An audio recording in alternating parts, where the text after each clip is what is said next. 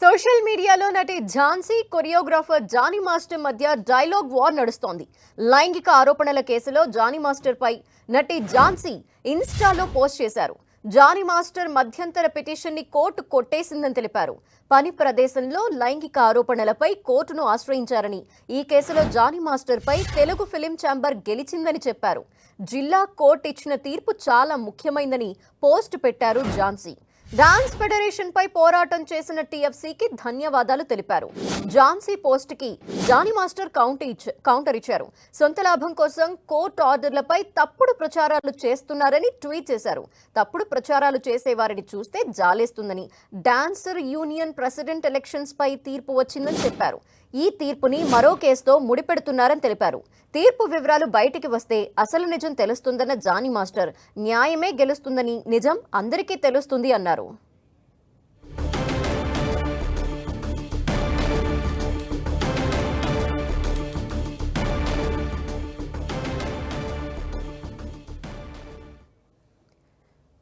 వరుస ట్వీట్లు చూస్తున్నాము. ఇటు ఝాన్సీ అలాగే డాన్సర్ కొరియోగ్రాఫర్ జానీ మాస్టర్ కి మధ్య ఈ నేపథ్యంలో ఏం జరుగుతోందో డీటెయిల్స్ మా ప్రతినిధి వెంకట్ అందిస్తారు. Venkat, dance master Jani master అయినట్టు ఆ విషయం ఎంత సంచలనమైందో మన అందరికీ తెలిసిందే. ఆయన ప్రస్తుతం బెయిల్ పైన కూడా బయటకు రావడం జరిగింది. కానీ విషయం సద్దుమణుగుతుంది అనుకుంటున్న ఈ టైంలో మళ్ళీ ఇటీవల నటి ఝాన్సీ తన ఇన్స్టాగ్రామ్లో చేసినటువంటి పోస్ట్ మళ్ళీ ఇప్పుడు వివాదానికి దారితీస్తుందని చెప్పవచ్చు. ఎందుకంటే ఇటీవలనే కోర్టు ఎవరైతే జానీ మాస్టర్ జిల్లా కోర్టుకు వెళ్ళటమో ఆ కేసుకు సంబంధించి కోర్టు కూడా జానీ మాస్టర్ యొక్క విజ్ఞప్తిని కూడా కొట్టేసినట్టుగా ఆమె ఇన్స్టాలో పోస్ట్ చేయడం జరిగింది. అయితే దీనిపైన కౌంటర్గా మరొకసారి జానీ మాస్టర్ కూడా ఇటు ఝాన్సీకి కౌంటర్ ఇస్తూ తను కూడా ఒక ఇన్స్టాగ్రామ్లో ఒక పోస్ట్ కూడా చేయడం జరిగింది.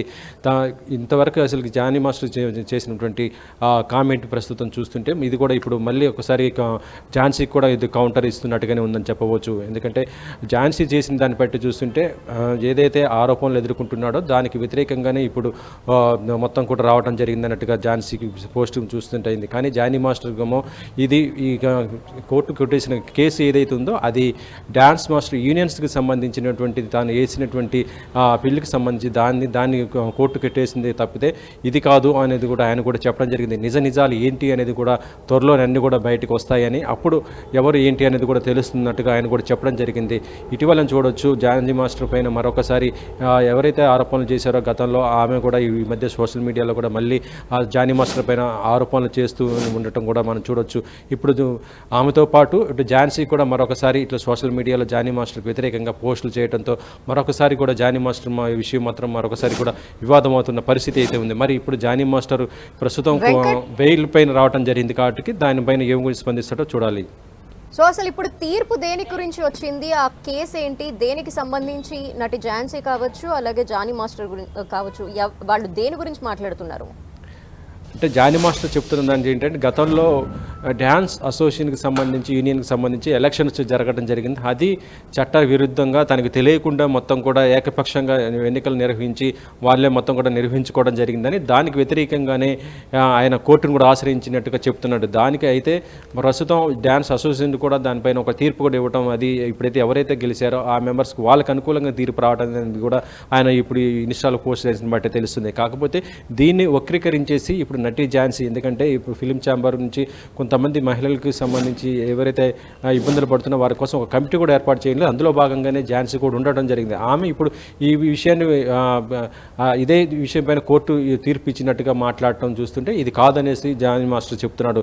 అయితే ఇప్పుడు జానీ మాస్టర్ చెప్తున్నదేమో చూస్తుంటే డ్యాన్స్ అసోసియేషన్కి సంబంధించి అని ఇక్కడ వస్తున్నది. కాకపోతే ఝాన్సీ చెప్తున్న దాని ప్రకారం చూస్తున్నా జానీ మాస్టర్ ఏదైతే లైంగిక ఆరోపణలు ఎదుర్కొంటున్నాడో దానిపైన ఫిలిం ఛాంబర్ తనపైన మొత్తం కూడా కేసు ఫైల్ చేసే విధంగా యాక్షన్ తీసుకునే విధంగా చూస్తున్న ఈ టైంలోనే ఫిలిం ఛాంబర్కి వ్యతిరేకంగా అతను కోర్టుకు వెళ్ళటం జరిగింది. దాన్ని కోర్టు కట్టేసినట్టుగా ఝాన్సీ కూడా చెప్తుంది. కాబట్టి మరి ఈ రెండిట్లో ఏది వాస్తవం అనేది కూడా మరొకసారి మొత్తం కూడా కోర్టు ఆర్డర్ బయటకు వస్తే కానీ అదిగే తెలిసే అవకాశం ఉంటుంది. ప్రస్తుతం అయితే ఒకరిపైన ఒకరు ఆరోపణలు చేసుకోవడం చూస్తుంటే మరొకసారి ఈ గతంలో జరిగినటువంటి సంఘటన మళ్ళీ కూడా వివాదం అయితే అవుతుంది. Thank you Venkat.